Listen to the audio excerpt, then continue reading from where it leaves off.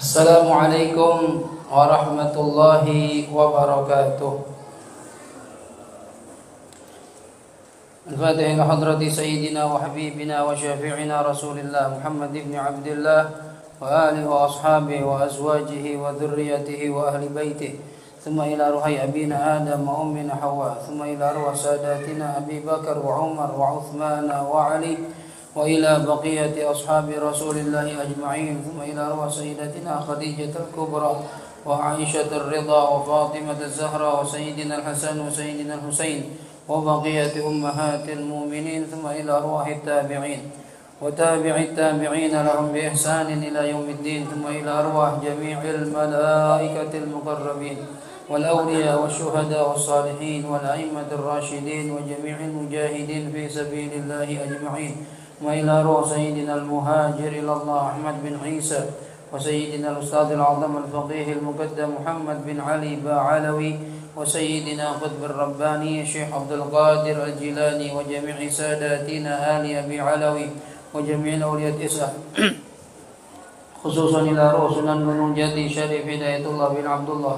وجميع ذرية سيدنا الحسن وسيدنا الحسين وأصولهم وفروعهم ثم إلى روح مؤلف هذا الكتاب الإمام محمد بن أحمد المحلي والإمام عبد الرحمن بن أبي بكر السيوطي والإمام أحمد بن محمد الصاوي وأصولهم وفروعهم ثم إلى روح سيدنا الحبيب عبد الله بن عمر الشاطر وأولاده الجميع الحبيب محمد المهدي والحبيب أبي بكر وسيد الوالد الحبيب حسن وسيد الوالد الحبيب سالم ثم إلى روح سيد الوالد الحبيب عبد الله بن محمد بن شهاب وسيد الوالد الحبيب عبد القادر بن عمر بشير الحسيني وأبويا سيد محمد بن علوي بن عباس المالكي الحسني والحبيب علي المشهور محمد بن سالم بن حفيظ وأصولهم وفروعهم ثم إلى روح الوالد حج صافيان بن دينة حج سليمان والوالد حج جمال الدين مالك المهدي بن حج حلواني وجدي كي حج مصنف بن قرو حج إلياس جدتي حج فاطمة بنت صالحون وجديدة حج سليمان بن حج قريش جدتي حج صافية بنت سدين وأصولهم وفروعهم وذوي الحقوق عليهم أجمعين أن الله يغفر لهم ويرحمهم ويعلي درجاتهم في الجنة وينفعنا ببركاتهم وأسرارهم وأنوارهم وعلومهم ونفحاتهم في الدين والدنيا والآخرة. الفاتحة. أعوذ بالله من الشيطان الرجيم. بسم الله الرحمن الرحيم. الحمد لله رب العالمين الرحمن الرحيم مالك يوم الدين إياك نعبد وإياك نستعين اهدنا الصراط المستقيم صراط الذين أنعمت عليهم غير المغضوب عليهم ولا الضالين آمين. بسم الله الرحمن الرحيم. نويت التعلم والتعليم والنفع والانتفاع والإفادة والاستفادة والتذكر والتذكير والحث على التمسك بكتاب الله وسنة رسوله والدعاء إلى الهدى والدلالة إلى الخير ابتغاء وجه الله ورضاه وقربه وثوابه. اللهم يا من مقاليد الأمور كلها بيده وإليه يرجع الأمر كله يا فتاح يا عليم افتح لنا فتحا قريبا يا فتاح يا عليم يا فتاح يا عليم يا فتاح يا عليم. اللهم أغننا بالعلم وزينا بالحلم وأكرمنا بالتقوى وجملنا بالعافية. اللهم ارزقنا فهم النبيين وحفظ المرسلين وإلهام الملائكة المقربين برحمتك يا أرحم الراحمين. ربي زدني علما ووسع لي في رزقي وبارك لي فيما رزقتني واجعلني محبوبا في قلوب عبادك وعزيزا في عيونهم واجعل لي وجيها في الدنيا والآخرة ومن المقربين يا كثير النوال يا حسن الفعال يا قائما بلا زوال يا مبدئا بلا مثال فلك الحمد ولك المنة ولك الشرف على كل حال يا أول الأولين ويا آخر الآخرين ويا ذا القوة المتين ويا راحم المساكين ويا أرحم الراحمين. وصلى الله على سيدنا محمد وعلى آله وصحبه وسلم والحمد لله رب العالمين. بسم الله الرحمن الرحيم. الحمد لله رب العالمين والصلاة والسلام على أشرف الأنبياء والمرسلين سيدنا ومولانا محمد وعلى آله وصحبه أجمعين. سبحانك لا علم لنا إلا ما علمتنا إنك أنت العليم الحكيم. رب اشرح لي صدري ويسر لي أمري واحلل عقدة من لساني يفقه قولي.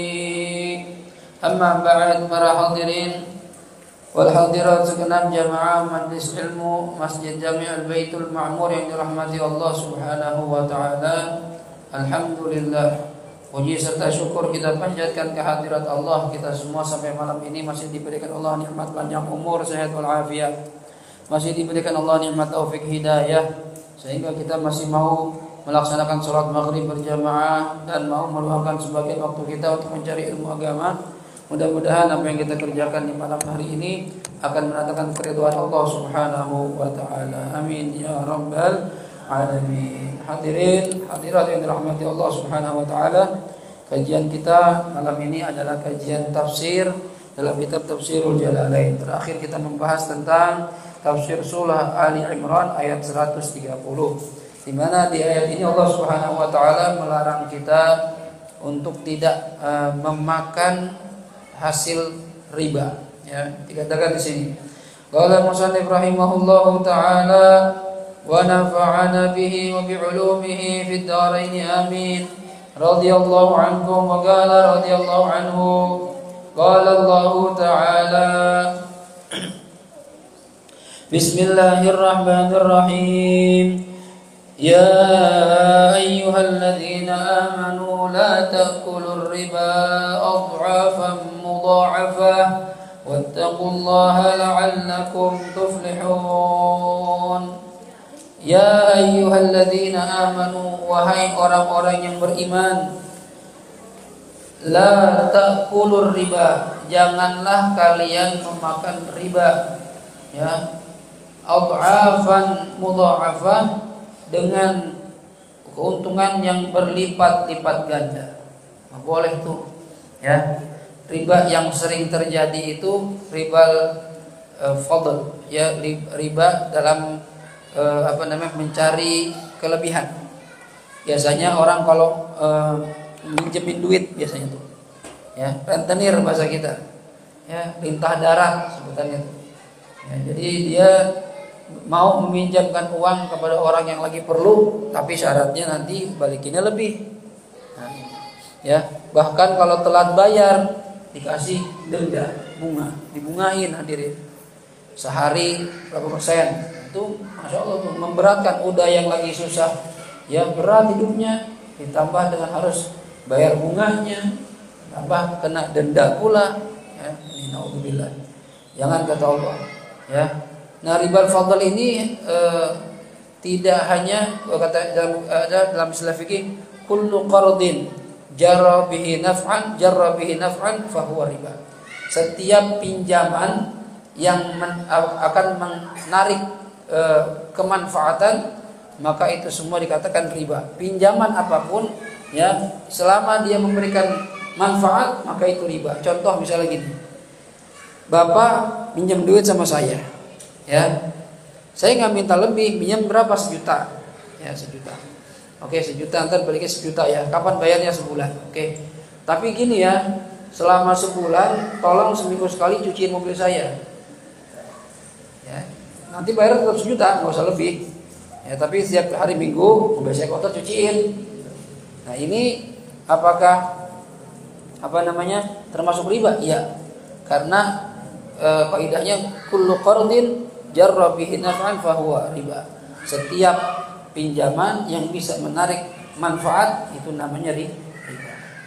Walaupun bayarannya tetap 1 juta. Kenapa? Karena ya nyuci mobil kan bisa bernilai. Ya, ada jasanya nyuci mobil. Ente kalau naruh mobil di tempat pencucian bayar nggak? Bayar 50.000 Pak. Ya, itu berarti kan sama aja. Dia nggak minta tambahan bayaran utang, akan tetapi ya dia cari manfaat dari pinjaman yang diberikan. Itu namanya riba. Ya, Bapak udah dah bulan depan bayar 1 juta, tapi saya pengen seminggu sekali ke rumah, ngapain Pak Ustadz? Pijitin saya 1 jam 2 jam, ya. Nanti bulan depan bayar 100 juta, nggak usah dilebihin. Nah, itu saja sama tuh, apapun itu bentuknya. Jadi hati-hati, kadang orang tertipu dengan hal-hal yang seperti ini, ya. Baik.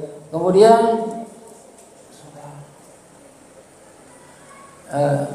wattaqullah, dan hendaklah kalian bertakwa kepada Allah.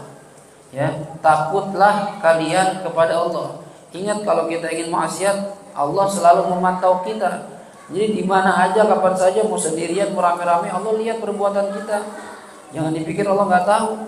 Ya, wattaqullah, tanamkan rasa takut kepada Allah supaya kita di mana saja, kapan saja tidak akan berani berbuat maksiat. Ya, kadang orang maksiat kalau rame-rame nggak berani, malu ketahuan karena banyak orang, apalagi banyak yang kenal. Tapi kalau sendirian, nah, di kamar nonton bokep, ya. Atau misalnya di tempat yang orang nggak ada yang kenal dia, pergi ke Bandung, kita orang Betawi, di Bandung nggak ada saudara, nggak ada teman, ya, pergi ke Bandung, ngapain? Pijat plus-plus ya sono, nggak ada yang kenal, ya. Hati-hati tuh, ya. Takut kalau orang takutnya sama makhluk begitu. Jadi ya dia takutnya kalau ada makhluk saja, tapi nggak sadar Allah selalu mengawasi dia. Hati-hati. Ya, wattaqullaha la'allakum tuflihun, supaya kamu mendapatkan keberuntungan. Ya, kalau kita takwa sama Allah kita akan beruntung.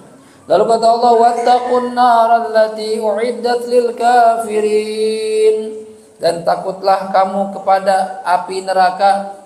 Tuh, Allah sudah siapkan api neraka. Buat siapa api neraka? U'iddat lil kafirin, yang dipersiapkan api neraka ini lil kafirin, untuk orang-orang yang kafir. An tu'adzabu biha, mereka akan diazab di dalam api neraka. Nauzubillah min dzalik. Mudah-mudahan kita semua, ya, dijauhkan oleh Allah dari siksa api neraka. Hadirin, ini api neraka bukan main-main panasnya, ya. Dalam kitab Ar-Raisul Majalis itu, kalau saya nggak salah, api dunia itu yang mana Ustaz? Api dunia, semua api yang ada di dunia, yang ada di Gunung Merapi, yang ada di bawah perut bumi, ya, api yang ada di rumah-rumah kita, di kompor kita tuh, di korek kita itu, ya, di rokok bapak-bapak yang pada ngerokok, itu api dunia. Diambil dari mana itu? Kata apa di dalam kitab Ar-Raisul Majalis, diambil dari fayhu jahannam, uapnya neraka jahanam. Bukan nerakanya, bukan api nerakanya, uapnya. Bapak kalau lagi masak air panas, tutup tuh pakai panci, ya, tutup panci, ditutup tuh. Buka tuh, pas sudah mendidih, buka. Tes, kan ada uap itu. Panas gak? Panas kan, kita kadang kena muka, aduh, panas gitu ya. Itu uapnya. Uapnya neraka jahanam diambil, karena kalau api neraka jahanam ya ditaruh di dunia akan lumer, hancur lebur. Jadi diambil uapnya dulu. Ini pun masih belum kuat bumi nerima. Terus diapain? Lalu direndam, dimasukkan uapnya ini ke dalam lautan selama 3000 tahun. Supaya rada adem. Kita kalau ambil telur rebus habis mendidih tuh, baru matang, dipegang kan panas. Ya, gimana cara biar bisa ngelupasinnya? Ditaruh di air dingin. Nah, itu juga uapnya neraka jahanam masih kepanasan buat bumi. Takut lumer di bumi, direndam dulu di dalam air dalam lautan 3000 tahun. Supaya bisa dimanfaatkan untuk kehidupan dunia. Barulah dioper-oper, dibagi-bagi, ada yang taruh di gunung, ada yang taruh di mana-mana. Itu caranya Allah. Ya. Nah, antum bisa bayangin kalau uapnya saja seperti itu, bagaimana apinya? Antum kalau manasin air, uapnya kan udah panas. Coba antum pakai logika, lebih panas mana uap yang terangkat itu yang ngebul, apa air panasnya? Panasan mana kira-kira? Air panas ya lah, sumbernya di situ. Ya, kalau uapnya panas berarti air panasnya lebih panas. Lebih panas mana? Air panasnya apa api yang manasin air tadi? Apinya lah, yang sumber panasnya dari api. Itu neraka jahanam. Ya. Kita kalau di dunia disumbut rokok aja masih nggak kuat, jangan belagu-lagu. Wattaqun nar, kata Allah. Takutlah kalian kepada api neraka. Ya, uiddat lil kafirin, yang mana api neraka ini Allah persiapkan untuk orang-orang kafir. Ustadz, saya nggak kafir kan, saya muslim, berarti saya nggak selamat. Ntar dulu. Termasuk yang dapat siksaan neraka adalah usatul muslimin, orang-orang muslim yang tukang maksiat, yang di dunia nggak mau melaksanakan perintah Allah, selalu melanggar larangan Allah. Ya, masuk neraka Ustaz, masuk neraka. Ya, kalau pahalanya kalah, pahalanya lebih sedikit dibandingkan dosanya, alias dosanya lebih banyak, dia dimasukin ke neraka. Neraka apa itu? Sebutannya neraka jahanam. Jahanam itu neraka yang paling atas. Itu buat umat Nabi Muhammad yang tukang maksiat. Naudzubillah, mudah-mudahan kita nggak masuk. Ya, siksaan yang paling ringan di neraka jahanam, kita nggak disuruh, nggak digebukin, nggak dibakar, nggak dipanggang, nggak. Kita cuma disuruh naruh kaki di pinggiran danau neraka jahanam. Jadi neraka jahanam itu ada danaunya, ya, airnya panas, ya, neraka, ya, bukan. Oh, saya bisa berenang dong, buru-buru berenang. Ya. Kita disuruh naruh kaki di pinggiran danau. Ketika air danau itu menyentuh kaki kita, maka terbakar sampai otak kita meleleh. Antum bisa bayangin gimana panasnya tuh air. Yang kena kaki meleleh sampai otak, gugur semua, luntur semua, hancur. Udah selesai mati gitu, udah ditinggalin? Enggak, dibikin lagi sama Allah, digituin lagi. Itu siksaan yang paling ringan hadirin. Ya, itu berapa lama Ustaz? Tergantung dosanya. Kalau di dunia bikin dosa sehari semalam, hitungannya misalnya 24 jam, ya, lalu maksiatnya kalah. Perbedaannya cuma misalnya ibadah pahalanya kalah. Misalnya dia pahalanya 30 tahun ibadah, dosanya 30 tahun juga plus 1 hari, maka akan disiksa di neraka jahanam 1 hari saja. Ya, karena dia maksiatnya, ya, lebih banyak 1 hari dibandingkan pahalanya. 1 hari berarti 24 jam Ustaz? Bukan. Wa inna yawman 'inda rabbika ka alfi sanatin mimma ta'uddu. 1 hari di sisi Tuhanmu, di sisi Allah, di alam akhirat sama seperti 1000 tahun kalian hitung di alam dunia. Kalau antum berani maksiat, sehari doang Ustaz, apa dah? Ya, saya nyobain sehari di neraka, nyobain. Sehari di neraka sama dengan 1000 tahun di dunia. Kita juga umur kita hampir bisa dipastikan nggak nyampe 1000. Cepet aja 100 belum tentu juga kita. Ya, ini disiksa 1000 tahun. Itu kalau dosanya lebih banyak sehari. Kalau selisihnya 2 hari, ya antum kaliin aja. 2 kali 1000. 1000. Kalau selisihnya setahun, pahalanya 30 tahun. Berdosanya 31 tahun, selisih setahun. Setahun berapa? 365 hari kali 1000. 365.000 tahun disiksa di neraka. Silakan. Yang mau maksiat silakan. Kata Imam Syafi'i Al-Balkhi, wa aznibullaha biqadri taqatikum ala azabi. Silakan kamu bikin dosa sebanyak apa kita boleh berdosa? Sebanyak berapa mampu kamu kuatnya menahan azab Allah. Kalau siap disiksa, silakan, seenak-enaknya. Tapi kalau nggak berani disiksa, masih takut sama neraka, maka jangan maksiat pada Allah Subhanahu wa taala. Jadilah orang takwa. Gimana takwa itu? Kerjakan perintah Allah, jauhkan larangan Allah. Udah, kita hidup di dunia gitu aja dah. Yang Allah suruh kerjain, yang Allah larang tinggalin, udah gitu aja. Paling berapa lama sih kita disuruh begitu? Bertahan begitu paling seumur hidup cuma 60-70 tahun. Kalau kita bisa taat sama Allah, rajin ibadah, nggak maksiat, nanti begitu meninggal dunia, udah tinggal istirahat doang, tinggal nerima nikmat kubur. Bagi orang yang taat sama Allah Subhanahu wa taala. Makanya Allah ingetin, wattaqun naral lati uiddat lil kafirin. Lalu kata Allah, wa athi'ullaha war rasul la'allakum turhamun. Dan hendaklah kalian taat kepada Allah dan juga taat kepada Rasulullah agar kalian turhamun, agar kalian disayang oleh Allah Subhanahu wa taala. Jadi ketaatan kita tidak ada artinya, ketaatan kita kepada Allah tidak ada artinya selama kita nggak mau taat juga sama Rasulullah. Dan nggak mungkin orang taat sama Allah tapi nggak taat sama Rasulullah. Itu aneh. Orang yang bawa syariat itu Rasulullah, yang menyampaikan Al-Quran itu Rasulullah. Ada gerakan namanya ingkarus sunnah. Pernah dengar nggak? Gerakan ingkarus sunnah, faham ingkarus sunnah, mengingkari sunnah, mengingkari hadis. Mereka nggak percaya tuh Sahih Bukhari, Muslim, Abu Dawud, Tirmidzi, Ibnu Majah, Nasai, nggak percaya. Ya, mereka manusia, yang saya percaya cuma Al-Quran. Jadi nggak mau menerima hadis. Ini repot ini paham begini. Padahal hadis itu kan ucapan Nabi Muhammad, sunnah itu kan ucapan, perbuatan, tingkah laku, bahkan diemnya Nabi itu sunnah. Ya, sedangkan ente nggak mau percaya sama sunnah Nabi Muhammad SAW. Bagaimana iman ente bisa terima? Padahal rukun iman itu antu'mina billah wa malaikatihi wa kutubihi wa rusulihi. Percaya sama Rasul, apalagi rukun Islam dikatakan asyhadu an la ilaha illallah wa asyhadu anna Muhammadar Rasulullah. Ya, hati-hati. Jangan dipisah-pisah. Taat sama Allah tidak akan diterima selama kita tidak taat sama Rasul. Taat sama Rasul tidak akan diterima selama kita tidak taat sama Allah. Kata Imam Ibnu Abdullah bin Abbas, ada 3 hal yang saling berkaitan, gak bisa dipisahin. Satu yang ini, ati Allah wa ati'ur Rasul. Taatlah kamu sama Allah dan taatlah sama Rasulullah. Yang kedua, aqimus shalah wa atuz zakah.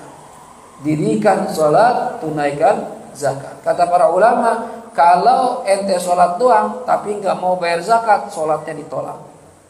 Atau kebalikan, ente bayar zakat aja, nggak mau salat, zakatnya ditolak. Harus dua-duanya dikerjakan. Ini yang kedua. Yang ketiga yang tidak pernah terpisahkan, ya, wa'budullaha wa la tusyriku bihi syai'a wa bil walidaini ihsana. Kita disuruh ibadah sama Allah Subhanahu wa taala dengan sebaik-baiknya, jangan menyekutukan Allah, dan juga kita disuruh berbakti kepada kedua orang tua. Artinya, kalau ente taat ibadah sama Allah tapi nyakitin orang tua, ketaatan ente ditolak oleh Allah Subhanahu wa taala. Atau kebalikan, ente cuma bakti sama orang tua, ibadah kagak sama Allah, maka bakti ente sama orang tua ditolak juga oleh Allah Subhanahu wa taala. Dua-duanya harus saling berkaitan. Nih, ya, taat sama Allah dan taat sama Rasulullah. Kalau pengen disayang, taat sama Allah, taat sama Rasulullah. Lihat tuh kalimatnya, la'allakum turhamun. Pengen gak kira-kira disayang sama Allah? Mau gak? Mau lah, masa gak mau? Aneh ente ngomong sayang. Kalau orang sudah disayang Allah, semua urusannya bakal gampang. Ya, percayalah. Kalau kita udah disayang sama Allah, semua urusannya jadi gampang. Bagaimana Ustaz saya biar bisa disayang sama Allah? Kata Allah dalam hadis qudsi itu, Allah bilang begini. Ya, wala yazalu 'abdi yataqarrabu ilayya bin nawafil hatta uhibbah. Ya. Tidaklah ada seorang hambaku, ya, mendekatkan dirinya kepadaku tanpa henti sampai mendekatkan dirinya padaku tanpa henti dengan mengerjakan sunnah-sunnah nabiku, sampai saya jatuh cinta sama dia. Kalau kita pengen dicintain Allah, ya, resepnya, rumusnya, hidupkan, laksanakan sunnah-sunnah Nabi kita Muhammad Sallallahu Alaihi Wasallam. Jangan hanya merasa cukup dengan mengerjakan yang wajib saja. Kita sholat 5 waktu, insya Allah kita jaga. Ya, kadang kesiangan, ya kita qadha. Mudah-mudahan dia maafin sama Allah. Kadang kita ketiduran, ya kita qadha buru-buru. Pokoknya yang wajib-wajib kerjain. Ramadan, saya yakin hadirin yang depan saya ini orang-orang yang biasa puasa Ramadan. Ya, kalau haji, ya yang mampu aja. Zakat, yang mampu aja. Ya, nah, apakah cukup Ustaz saya ngerjakan yang wajib? Enggak cukup. Karena semua kaum muslimin kalau dia benar pasti ngerjain yang wajib. Benar apa enggak? Iya, masa kita gak sholat, nggak puasa Ramadan pasti.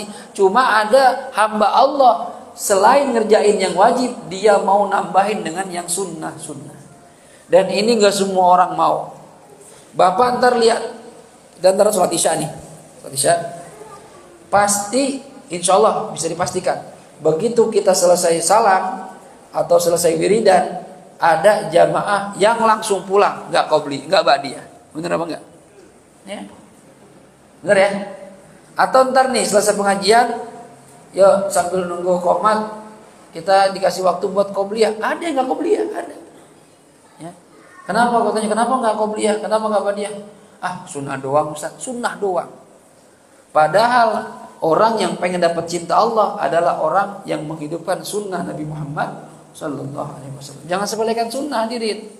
Kerjain sebisa kita. Manfaatin waktu kita masih sehat, badan masih kuat. Jadi Pak Haji cerita ngalamin sakit stroke setengah badannya, masya Allah nggak bisa gerak. Ya, udah perasaan udah pengen meninggal dunia aja. Tapi Allah kasih kesempatan lagi. Coba tuh. Ada orang yang Allah kasih mati suri, ngerasain mati. Ngelihat dari masa kecil dia dari lahir. Akhirnya Allah balikin lagi itu. Allah kasih kesempatan. Kita alhamdulillah belum sampai ngalamin seperti itu. Mudah-mudahan kita nggak ngalamin. Nah, yang nggak ngalamin ini manfaatin kesempatan kita sebaik-baiknya. Ya. Lihat di Al-Quran surah Munafikun. Fayaqula Rabbi laula akhartani ila ajarin qarib fa asaddaqa wa akum minas salihin. Ya Allah, ya coba dah kasih saya waktu, mundurin waktu ajal saya. Ya, jangan sekarang. Ini malaikat Israel udah datang nih. Kita bilang, ya Allah tolong mundurin dah sehari 2 hari. Emang mau ngapain kalau saya kasih waktu buat dimundurin? Fa asaddaqa. Saya bakal sedekah ya Allah. Saya bakal infakkan harta saya di jalanmu. Wa akum minas salihin. Dan saya akan jadi orang yang saleh. Bisa begitu. Fa idza jaa ajaluhum la yastakhiruna sa'atan wa la yastaqdimun. Kalau ajal udah datang, Israel udah di depan mata kita, enggak bisa tawar-menawar lagi. Fit, ya, dia kagak bilang sama kita. Ini lagi ngajar nih. Kalau waktunya mati, tahu-tahu lemes aja udah. Ustaz Hafid kenapa itu pingsan? Dibangunin kagak, mati. Bisa enggak mati lagi ngajar? Banyak hadirin orang mati lagi ngajar. Banyak orang mati lagi sujud. Banyak orang mati lagi nyawer, ada. Orang mati lagi joget, banyak. Orang mati lagi nyanyi, lagi peluk-pelukan sama cewek karaokean, mati. Ya Allah, naudzubillah. Hati-hati tuh. Ya, semua bakal ngalamin yang namanya mati. Kalau pengen kita disayang sama Allah di dunia ataupun setelah kematian kita, maka laksanakan sunnah-sunnah Nabi kita Muhammad Sallallahu Alaihi Wasallam sebisa kita. Ya, sebisa kita. Saat saya nggak bisa banyak kayak Nabi, witir 11, saya 3 boleh nggak apa-apa. Saat saya nggak bisa duha kayak Nabi 8 atau 12, saya 2 atau 4 aja boleh nggak apa-apa daripada enggak. Ya. Saat Nabi kalau qobliyah zuhur berapa? Ya, 4 qobliyah, 4 ba'diyah. Yang 2 muakkadah, yang 2 ghairu muakkadah. Jadi 8 Ustaz, iya sama subuh sama zuhurnya 4, 12 ya. Banyak amat Ustaz. Ya udah 2 aja dah kalau nggak mau 4, 2 juga nggak apa-apa udah. Bagus daripada enggak gitu. Ya. Jadi al-ma'sur ya al-ma'sur la yasqutu bil maisur. Ya, yang sulit enggak gugur dengan yang mudah. Kalau emang ente yang sulit enggak bisa, yang mudah aja gitu, sebisanya aja udah.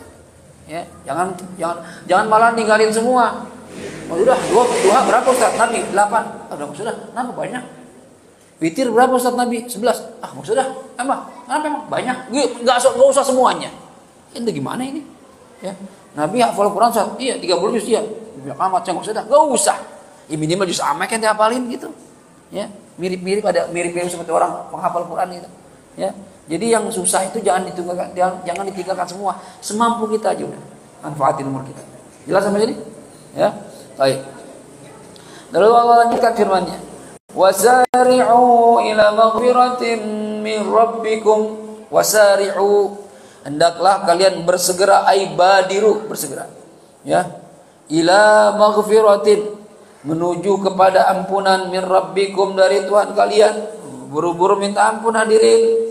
Ya. Kalau kita berbuat maksiat, buru-buru istighfar, buru-buru taubat. Jangan entar-entar. Ini adik-adik kita yang masih muda, kalau maksiat jangan bilang begini, "Entar dah, kalau udah tua baru taubat." Jangan. Emang ente punya jaminan hidup sampai tua? Kan gak ada yang menjamin. Bisa jadi ini malam terakhir kita ketemu nih. Ya, besok udah gak ada kita. Ustaz Hafid mana? Kemarin datang, udah gak ada, udah meninggal. Coba. Ya, kita gak tahu umur hadirin. Makanya minta ampun itu buru-buru kata Allah. Badiru wasari'u, buru-buru. Bahkan kalau bisa setelah terjadi maksiat langsung istighfar. Lagi jalan nih ke mall, lihat perempuan pakai hot pants, kan mulus pahanya tuh, ya. Aduh, ini gimana ya Allah? Langsung istighfar, astagfirullah ya Allah, astagfirullah. Ya, Tadi jemput anak liburan dari pesantren, ya. Mampirlah makan dulu di pinggir jalan-jalan, ada tempat makan tuh ya. Lagi makan ada aja orang Cina pakai celana pendek. Cina pun putih-putih Cina. Kira-kira Ustaz Hafid lihat apa kagak itu? Hah? Udah ya. Saya bilang lihat malu, bilang kagak bohong. Gimana itu? Ya. Lihat tuh paha putih. Masya Allah, putih amat tuh paha. Dosa kita. Astagfirullah. Padahal niatnya mau makan, bukan cari paha, bukan. Terus gimana Ustaz? Istighfar. Astagfirullahaladzim. Ya Allah, maafin ya Allah. Udah pakai peci putih, masih aja ngelirik paha putih. Gara-gara pecinya putih, kalau peci hitam kagak kali gitu ya. Peci putih, jadi ngeliat yang putih-putih. Ya, kalau pakai peci hitam ngeliat yang hitam-hitam. Enggak Ustaz yang hitam mah, yang kadang-kadang putih. Ya, itu kita istighfar tuh buru-buru tuh. Ya, jangan tunda-tunda. Karena apa? Kenapa? Khawatir belum sempat istighfar mati. Ya, belum sempat taubat mati. Buru-buru kata Allah. Wasari'u ila maghfiratin min rabbikum wa jannatin, dan buru-buru ya menuju surga. Nah, buru-buru menuju surga ini maksudnya buru-buru mengerjakan sebab-sebab yang bisa membuat ente masuk surga. Ya, bukan buru-buru main mati, bukan. Ustaz kata Allah buru-buru ke surga, saya bunuh diri dah biar masuk. Bunuh diri, mati bukan masuk surga, neraka. Maksudnya buru-buru ke surga, kerjakan sebab-sebab yang bisa membuat kita masuk surga. Apa itu? Ya ibadah, taat. Sholat buruan, kerjain. Ya. Cepet-cepet gitu Ustaz. Sholatnya cepet-cepet, bukan cepet-cepet sholatnya. Begitu masuk waktu sholat, kerjakan sholat, jangan tunda-tunda. Ya. Begitu ada waktu kosong, zikir sama Allah. Ada waktu luang, baca Quran. Itu hal-hal yang bisa membuat kita menuju surganya Allah Subhanahu wa taala. Kan kita di dunia ini ciptakan bukan buat cari duit. Ya, buat apa kita di dunia? Buat ibadah, kata Allah. Wa ma khalaqtul jinna wal insa illa liya'budun. Ibadah. Loh Ustaz, kalau gitu saya enggak usah nyari duit, cari duit. Mau ibadah enggak punya duit susah. Nanti mau ke masjid pakai baju bagus, duit kagak ada, enggak punya baju. Cari duit. Niatin cari duit buat ibadah jadi pahala. Begitu punya duit pakai buat ibadah. Duit banyak beli motor. Tuh beli motor. Ya Ustaz, saya kalau jalan kaki capek ke masjid, kalau naik motor kan cepet. Nah, apa berarti niatin buat ibadah. Ya. Punya duit beli mobil. Apa beli mobil? Udah punya motor. Sering kehujanan Ustaz. Kalau pakai mobil kan aman. Ke masjid kagak kehujanan. Niatin buat ibadah. Ya. Nanti nggak beli mobil, saya beli payung aja Ustaz. Emang apa? Nggak punya duit. Kan lumayan ada payung gak kehujanan, lumayan. Beli duit buat punya duit beli payung. Manfaatin harta kita, fasilitas yang Allah kasih pakai buat ibadah. Ya. Sehingga nanti dia enggak akan memberatkan kita, malah yang ada mereka menjadi saksi kita di hadapan Allah Subhanahu wa taala. Nanti itu tanah nih karpet ya yang kita pakai buat sholat nih, yang terngomong tuh bersaksi di hadapan Allah Subhanahu wa taala. Ya. Nanti tangan kita yang ngomong, mulut kita dia kunci. Al-yauma apa namanya? Nakhtimu ala afwahim wa tukallimuna aydihim wa tashhadu arjuluhum bima kanu yaksibun. Ada hari di mana kami kunci lisan mereka. Tangan mereka ngomong, kaki menjadi saksi. Persis seperti yang dibikin lagu itu ngarang apa diambil dari Quran. Akan tiba masa tak ada suara dari mulut kita. Tuh, tahu Krisya nggak? Berkata tangan kita tentang apa yang dilakukannya. Berkata kaki kita kemana saja kita melangkahnya. Itu ngomong tuh ntar tuh. Tangan ngomong, ya Allah saya dulu pegang paha cewek. Ngomong tuh. Kita udah gede banget pakai ngomong lagi. Ini gak bisa ditahan, ngomong sendiri dia. Kata kaki, iya gitu kata kaki. Iya. Itu ada ntar tuh. Biar kita bisa bohong surat ntar gak bisa. Itu Krisya tuh ngambil dari Al-Quran, surat Yasin itu. Surat Yasin. Ya, banyak lah Lagu-lagu religi itu diambil dari Quran, dari hadis-hadis qudsi, ya. Ahmad Dhani itu ngambil dari hadis qudsi, ya, tentang apa namanya? Orang-orang yang menjadi waliullah. Bikin lagu sama dia tuh, Masya Allah, ya. Hadirin rahimakumullah, buru-buru ya kerjakan perkara-perkara yang bisa membuat kita masuk surga. Wa jannatin, ayo buru-buru kerjain kata Allah yang bisa membuat kita ke surga. Wa jannatin arduha, yang mana surga ini kata Allah, arduha luasnya ka ardis samawati wal ard, ya, seperti luasnya. Wa jannatin arduha as-samawati wal ard. Surga ini luasnya seluas ukuran langit-langit dan bumi. Lau wusilat ihdahuma bil ukhra, ya, kalau digabungkan langit-langit dan bumi itu. Langit ini, Ustaz, langit ini langit yang nutupin bumi, bukan. Itu mah langit bumi namanya. Langit itu alam semesta. Kan ada 7 lapis bumi itu. Semua galaksi yang sudah terlihat oleh ya teleskop bikinan manusia itu semua berada di langit pertama. Planet-planet ya, Saturnus, Uranus, Merkurius, bagi Pluto, ya, Sirius, ya, susah ya. Ada bulan, ada matahari, itu semua ada di langit pertama tuh. Ya. Terus isinya langit kedua, ketiga sampai ke 8, ke 7 apa? Wallahu a'lam. Itu langit-langit yang seluas itu, kalau disambungin satu persatu langit itu, itulah luasnya surga kata Allah Subhanahu wa taala. Dan juga bumi. Masya Allah. Ya. Makanya nanti orang yang masuk surga terakhir, paling terakhir masuk surga, itu dapat surga, ya, luas tanahnya seukuran setengah dari bumi. Itu surga yang paling kecil. Yang orang di neraka, ya, terakhir dia nih dikeluarin, dicuci, ya, dibersihin, dikasih surga. Itu surganya setengah bumi. Setengah bumi gede banget, ya. Apalagi surganya orang-orang saleh. Apalagi surganya Nabi kita Muhammad sallallahu alaihi wasallam. Ayo hadirin, kita jangan main-main di dunia, ya. Manfaatin benar-benar. Tempat kita ini bukan di sini. Ini cuma sementara doang. Ya, orang pintar itu ya bisa mengendalikan hawa nafsu dan beramal untuk bekal setelah mati. Nah, itu aja. Ya. Apalagi yang udah tua-tua, udah usia 40 ke atas, emang mau ngejar apa lagi? Masih mau nyalek lagi? Nggak pernah jadi. Jangan nyalek DPRD, RT aja nggak jadi. Udah, nggak usah nyalek mulu, ibadah aja udah. Ya, nggak usah mikirin politik, udah. Yang udah tua-tua ibadah yang fokus. Ya. Wa jannatin 'arduha as-samawati wal ard. Buat siapa surga ini? Uiddat lil muttaqin. Allah sudah persiapan surga ini untuk orang-orang yang takwa kepada Allah Subhanahu wa taala. Nah, oleh karena itu yang pengen dapat surga, berusahalah menjadi orang takwa kepada Allah Subhanahu wa taala. Pertanyaan, Ustaz, orang takwa itu gimana?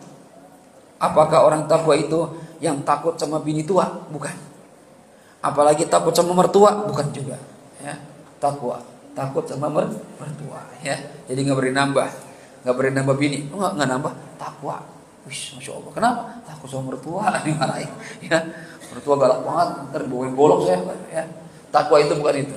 Ya, takwa itu, nah, ini lihat di antara ini sebagian ciri-ciri orang takwa ya di ayat di surat ini.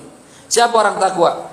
Alladzina yunfiquna fis sarra'i wad dharra. Di antara ciri orang takwa itu orang-orang yunfiquna, yang mereka mau menginfakkan harta mereka fi ta'atillah, dalam berbuat taat kepada Allah Subhanahu wa taala. Orang yang mau menginfakkan hartanya dalam berbuat taat kepada Allah. Kapan dia infaknya? Fis sarra'i wad dharra. Dalam kondisi sedang senang, sedang dalam kondisi enak, ataupun dalam kondisi susah. Kalau orang infak lagi senang, itu mah biasa. Duit banyak, datang panitia masjid mau bikin maulid, duit kita lagi banyak, habis terima gusuran, gampang nggak sedekah? Gampang, duit banyak. Berapa maulid emang butuhnya? Ya, perkiraan 60 juta, udah dinyumbang, baru 1 orang, berapa cepet, udah balikin aja, saya bayarin semuanya. Lebih baik duitnya memang lagi banyak. Tapi orang takwa nggak gitu cirinya, nggak cuma itu. Yang takwa itu lagi seneng infak, lagi susah infak juga. Antum lagi punya duit pas-pasan, buat bayar kontrakan 2 bulan udah nunggak, SPP anak sekolah belum dibayar, ngutang, di warung masih punya utang juga. Datang panitia pembangunan masjid, disedekahin, diinfakkan duit yang pas-pasan tadi. Itu orang takwa. Ya, kita kayaknya susah. Ya, Ustaz, mendingan saya bayar kontrakan dulu. Ya juga sih emang ya, daripada puyeng malah kita. Ya. Cuma dia berani. Ada orang yang keberaniannya melebihi itu. Dan itu dibalas sama Allah Subhanahu Wa Taala tuh. Masjid Nurul Yakin, wakaf kakek saya itu waktu lagi pembangunan dari awalnya langgar, boleh nggak sholat di langgar? Hah? Sholat di langgar boleh? Boleh lah, ya musola maksudnya, ya bukan di langgar kagak sholat ya. Sholat di musola di langgar dulu, sekarang dibikin di masjid. Pondasinya udah jadi, ini udah bikin tembok-tembok udah, cuma belum ada catnya, ubinnya masih belum ada ubinnya. Bapak saya lagi pergi haji, datang orang, Dek, ketua masjidnya siapa Dek? Bapak saya Pak. Bapaknya kemana? Lagi pergi haji, bawa jamaah. Aduh, saya mau nyumbang. Nyumbang apa Pak? Nyumbang ubin, ya, sama tembok. Mau saya kasih marmer semua. Ya, yaudah nanti kalau Bapak telepon, biasanya Bapak suka telepon, saya sampaikan. Begitu Bapak telepon, Pak ada yang mau nyumbang, boleh nggak Pak? Semuanya dari dia, iya, tukang-tukangnya dari dia. Udah nggak apa-apa. Ya, jadi tuh orang nyumbang, masya Allah, berani banget tuh, sendirian. Ubin, tembok, marmer semua. Sampai sekarang masih ada, ya, ubinnya itu. Nah, terus dia cerita tuh, kenapa kok dia berani sedekah begitu, berani jariah. Kata dia, saya dulu orang miskin, saya ngontrak nunggak 3 bulan, ya.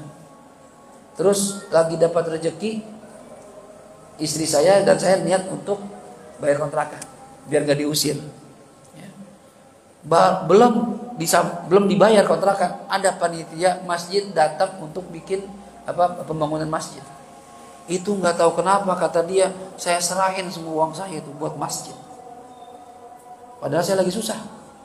Kata dia, setelah itu rezeki itu Allah kasih bertubi-tubi. Sampai kontrakan bisa saya bayar, sampai saya bisa beli rumah sendiri. Sekarang rumah saya udah 3 nih bilang. Ya. Jadi saya setiap ketemu masjid belum rapi, saya berusaha saya rapiin masjid. Luar biasa. Ya. Karena orang yang bangun rumah Allah di dunia, akan Allah bangun istana di surga. Masya Allah. Ya. Jangan takut-takut kalau buat masjid, kalau buat infak. Ya, kalau kita punya rezeki, bayar.